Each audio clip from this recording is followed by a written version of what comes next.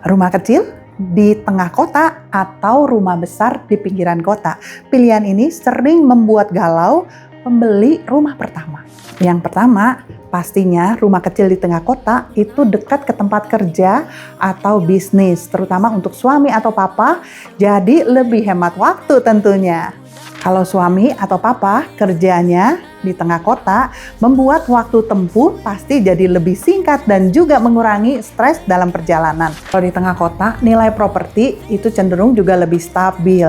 Kecuali kita harapkan meningkat kalau area rumah ini ada di kawasan CBD, tapi tentu saja harganya mahal banget. Yang ini nih harus dipikirkan, ukuran rumah biasanya juga sempit, apalagi kalau anggota keluarga akan bertambah. Nah, ini yang juga sering jadi pertimbangan penting. Harga per meter tanah kalau di tengah kota pasti juga akan lebih mahal, jadi butuh modal lebih banyak untuk investasi besar di awal. Sekarang bagaimana dengan rumah di pinggiran? Biasanya rumah yang di pinggiran bisa dapat rumah baru dengan luas yang lebih besar dan juga harga yang lebih ramah di kantong. Rumah di pinggiran biasanya juga lebih tenang, biasanya juga lebih hijau dan juga tertata rapi. Yang berikutnya, ini cocok untuk keluarga muda. Kalau rumahnya ada di kawasan baru, kota baru yang ada di pinggiran Jakarta, memiliki biasanya ruang main yang lebih luas untuk anak-anak. Memang sih jarak tempuh biasanya lebih jauh kalau naik mobil. Kalau suami atau papa masih kerjanya di pusat kota.